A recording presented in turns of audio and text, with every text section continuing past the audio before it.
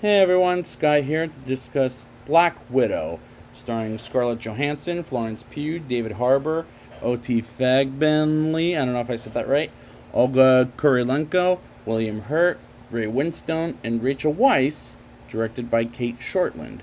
Now, before I get into this movie, I must say, I wanted to see this before COVID ever happened. COVID, you bastard! Excuse my French. And and it and I'm kind of glad I saw it now because what do I think of it? Well, let's get into the movie because I did see it twice, and so let's see what this goes. We open the movie in 1995 with a young Natasha Romanoff riding a bicycle home and sees a young Yelena Belova as they come inside for dinner, and Melina, played by Rachel Weisz, and Alexei, played by David Harbour, as they have to go on the run from Ohio as they go in an airplane being shot by some bad guys from S.H.I.E.L.D. As the action scene is pretty thrilling while Alexei is flying on one of the wing and they go to Cuba, meet up with Dreykov, played by Ray Winstone, as Yelena tries to grab her father with some bad people and Natasha fights them off until Alexei takes the gun from Natasha.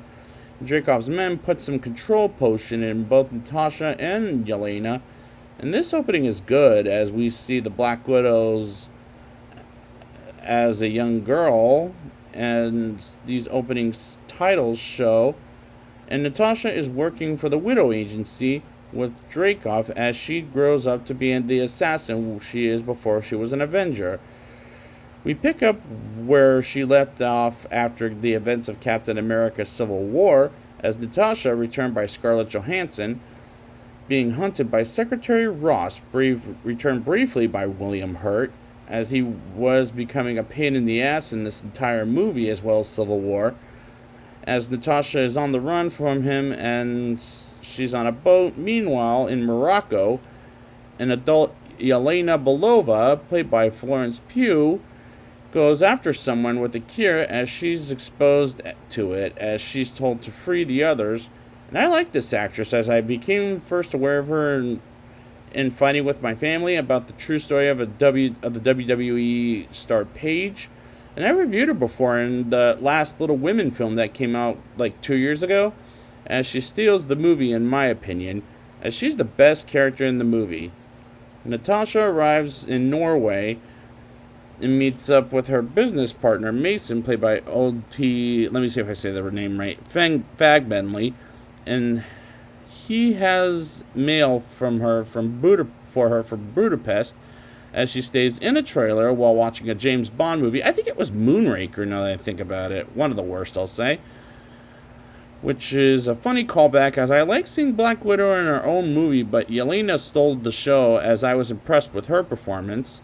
Natasha gets her car blown up by the Taskmaster, who has a shield, and that's vibranium, like Captain America, and has claws like Black Panther, and has the moves of hers own, I'll say, which is a signature of the Widows, as the Taskmaster versus Black Widow fight was kind of brutal, and I wouldn't advise taking smaller kids to this movie because it can hit hard sometimes in the movie. And she gets knocked down and finds some potion in a picture, which I'm led to believe was her and Yelena as kids, and I do like the action, but be advised, don't take the small children to this movie for how hard they hit versus some of the adult language and some joke that's going to come up later that I don't want to bring up in this show. Natasha comes to Budapest and arrives at a place where Yelena is staying at and have another brutal fight as they're smashing each other on the walls, and Natasha calls truce as they talk like grown-ups, as Natasha is led to believe she killed Dreykov a long time ago, as Yelena tells Natasha that their hideout called the Red Room is still existing. To this day, this movie existed, and this exposition explains what Alexei was doing in the opening scene a lot. Natasha and Yelena get chased by some of the widows as one catches up with them, and Natasha takes quite a fall as she tries to help one of them, as she's killed by a chip in her brain by Dreykov, as the chase continues on motorcycle and crash it and steal someone's car as Natasha tries to drive away in the car, while Yelena's plan is to knock some widows down, and the Taskmaster shoots an arrow underneath the car, which is rather smart, as they get in a train station and get in a hiding spot from the Taskmaster, where she and Hawkeye hid at many years ago. And Natasha explains how she killed Dreykov's daughter with Hawkeye, as she was collateral damage. And eventually they go outside to a convenience store and have a couple of drinks. And I really like their relationship as their pretend sisters by Alexei and Melina, as their family wasn't real to Natasha, but it was to Yelena, who believed they were family, as she wants a dog, which will briefly come up in the after credits scene. And Natasha and Yelena think about destroying the Red Room and Dreykov, and while on the way to the plane, Yelena brings up the vest she bought, which Natasha will wear in Avengers Infinity War, as she likes the vest. And they get to the plane to get Alexei out of prison, while he arm wrestles people, including a giant, and breaks the giant's arm or wrist or something like that, which was pretty gross, and grabs a message from Natasha and Yelena with the toy of his alter ego, the Red Guardian, which also includes an earpiece. And as he escapes the prison, Natasha saves him from the guards and they get him out of prison, which was a thrilling action scene as the plot is making sense as the movie progresses. While in the helicopter, Alexei is happy to see Natasha and Yelena punches Alexei, and Natasha demands him to take them to the Red Room, but unfortunately he doesn't know where it is, as Yelena doesn't have a uterus. That's the uncomfortable joke, which I found that piece of dialogue very disturbing, but luckily it was only that scene. That one scene, I'll say. Alexei tells Natasha and Yelena to ask Melina where the Red Room is in St. Petersburg, as they fall down and they crash the plane to the ground. That's not St. Petersburg. And he asks about his rivalry with Captain America while walking to St. Petersburg. And as they get there, they reunite with Melina and have a drink together, while Natasha sees Melina putting away her weapon in a secret spot, and Alexei puts on the Red Guardian costume, as it reminded me of the teaser trailer in the first Incredibles movie, when Mr. Incredible can't put on the costume, which was hysterical for the time. And as they have food and drinks, and Melina suffocates the pig, or a pig, I'll say, with a chip, which she names Alexei, which was kind of clever. Natasha insults Melina and Alexei and Yelena, as they were never a family, and calls Alexei an idiot and Melina a coward, and Yelena walks out of the room as she was insulted, which is tremendously acted by Florence Pugh, as Alexei tries to cheer her up, and he's the second best character in the movie, in my opinion, because he's funny. As Melina tells Natasha her mother was killed by Dreykov, she was about to kill him herself, and she looks at photos of them as a family when she was a kid. And Rachel Weisz is a good actress, as I wish I knew a little more about Melina as a character. She calls the Red Room and disguises Natasha, while Alexei talks about how much of a bad father to Yelena as he was, and he sings to her the song of when they were kids, until the Red Room comes in and knocks out Alexei. Natasha and Yelena barely put up a fight, but is eventually knocked down by Melina, whom I thought was working for Dreykov when she gets knocked down. Yelena and the Taskmaster helps Melina put them in a plane, as Alexei is rather shocked, and as they arrive in the Red Room, Melina comes into Dreykov's office, as he eventually finds out Melina is disguised as Natasha, and Natasha is disguised as Melina, and that was an unexpected shock, as Marvel does a good job at fooling us from trailers and not spoiling the movie itself, and that is something I admire about Marvel, as they keep things a secret. But I gotta ask a question. Does Ray Winstone's character Dreykov remind you of anybody in particular? Somebody with the name of Harvey Weinstein? Does anybody think that's familiar if you watch the movie? Seriously? Like, he really does. I don't know if I will explain why, but I think it's because he looks like a raper. Well, not as much of a raper as Harvey Weinstein. I'm pretty sure the character's not.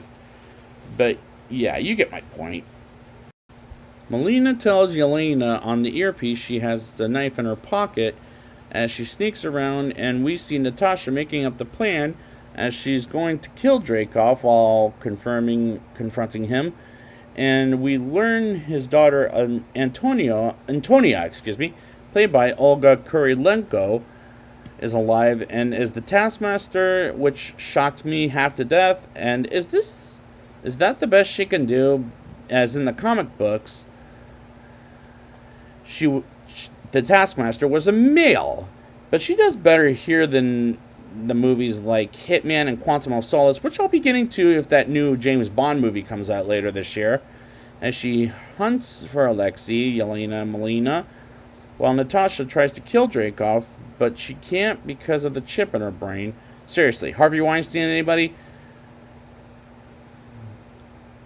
While the Taskmaster is about to fight the Red Guardian, and Yelena does the thing Natasha uses with her feet and flip her hair up and says that's disgusting and continues sneaking around, and Natasha insults Dreykov and he repeatedly punches her and gets her down, and he unlocks the Widows with this ring as the key to fight off Natasha and locks Melina from hacking into the Red Room, and she injured herself to crack the chip out of her brain and punches Dreykov in the face as the Widows go after Natasha while Yelena tries to get them out of there as the Red Room is about to explode, and he almost escapes as he makes the Widows kick the crap out of Natasha until Yelena releases the potion and cures the Widows from the chips in their heads.